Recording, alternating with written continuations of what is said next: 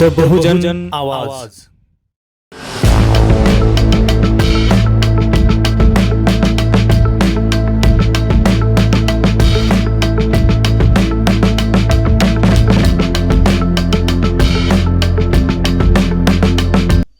नमस्कार, मी सदानंद खिल्लारे. आपण पाहतात द बहुजन आवाज. आज आपण उपस्थित आहोत दारव्हा तालुक्यातील फुपगाव या गावी. फुपगाव या गावी सकाळी 11च्या सुमारात एक विपरीत आणि अनुचितच प्रकार घडला.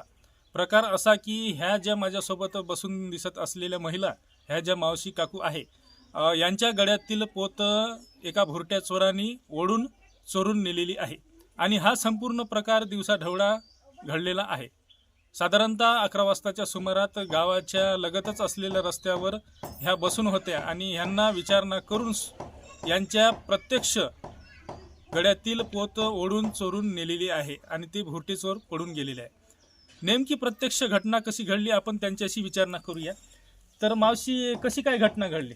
मी सर अशी बसून होती. मी तिथं बसून होती. ते पाणी प्यायला गेला. तिकडून वापस आला.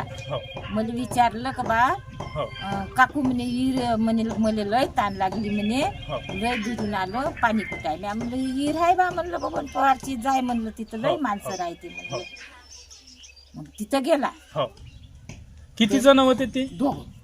एक गाडीवर होता. ते गाडी अशी आमच्या गावाकडे तोंड करून उभी ठेवली. त्यानं गाडी कोणती होती त्याची?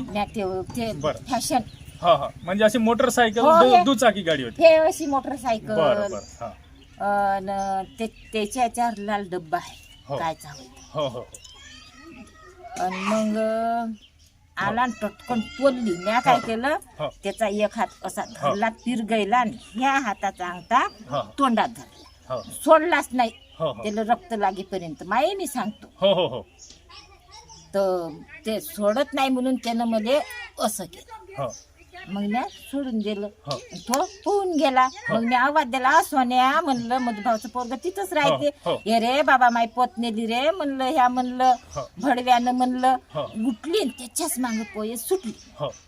तर मग त्या गाडीचा तुम्ही पाठलाग केला, त्याच्या मागे गेलो, त्याला पकडण्याचा प्रयत्न केला. बरं, ते मग पोत किती ग्रामची होती, काय किती मणी होते त्याच्यात, काय मंगळसूत्र होते ना? 2 ग्रामचे मणी समजा.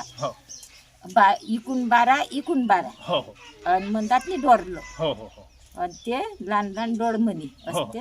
डोळमणी. हो, ते तेवढं होतं. म्हणजे एकूण 2.5 ग्राम होतं. 2.5 ग्राम. मग पैस सुटली.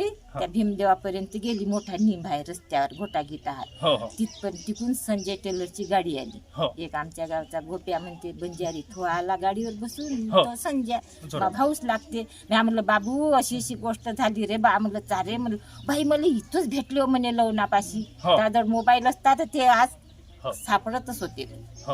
मग याची तुम्ही पोलीस स्टेशनला तक्रार दिली का? हो, गेलतो ना मापुराला घेऊन. ऐका ना. बरं, किती वाजता? किती वाजले ते? साधारणतः 2 वाजता. नाही, 12च्या अंदर. पोलीस स्टेशनला तक्रार द्यायला किती वाजता गेले? 12च्या अंदर. आले ते साहेब, पटकन आले. साहेबांनी शोधून दिलं. बरं, मग ते पोलीस स्टेशनला तक्रार दिल्यावर मग तिथचे पोलीस कर्मचारी आले का इथं चौकशीसाठी? किती जण आले? किती जण होते रे? 7-8 जण होते. हो का? हो. तेनच पाहून दिला. तेनच पाहून दिला. तिथंच पडलं होतं. नाही, मग मला म्हणे काकू बस म्हणे, तू शांत होय म्हणे, बस म्हणे, काही घाबरू नको म्हणे. मी एवढंही म्हणलं. साहेब म्हणलं माय पत्नीली तर नेऊ द्या, माय पोरं कामाला जाते, मला करूनच देन म्हणलं, मला भेटनच. पण त्याचे पाय म्हणलं किती येले होईल तर म्हणलं. ह्या म्हणलं लोक आले. साहेब म्हणलं तुम्ही पाय बंद घाला म्हणलं. बरोबर. एवढं बोलली. मग माझ्यानं बोलणंच नाही. बरोबर. नाव विचारेत. मग यानं नाव सांगितलं. शांत. संपूर्ण घटना अशी झाली. तर या गावात आपण पाहतो आहे, दिवसाढवळ्या गावानजीकच असलेल्या रस्त्यावर ही संपूर्ण घटना घडली. आणि इतंभूतपणे या महिलेने, या काकूंनी आपल्याला संपूर्ण हकीकत सांगितलेली आहे. कशा प्रकारची घटना घडली आणि भुरट्या चोरांनी कशा प्रकारे यांच्या गळ्यातील पोत ओढून नेली आणि चोरून नेले, त्याची चौकशी सुद्धा दारव्हा पोलीस स्टेशन अंतर्गत पोलीस कर्मचाऱ्यांनी केलेली आहे. आणि त्याचा तपास सुद्धा दारव्हा पोलीस स्टेशन अंतर्गत सुरू आहे. आता नेमकं या भुरट्या चोरांना दारव्हा पोलीस स्टेशन आड घालते का हे पाहणे तितकेच गरजेचे आहे. आणि दिवसाढवळ्या होणाऱ्या ह्या चोरट्यांना खरोखरच पोलिसांचा वचक बसते का हे सुद्धा पाहणे तितकेच गरजेचं आहे.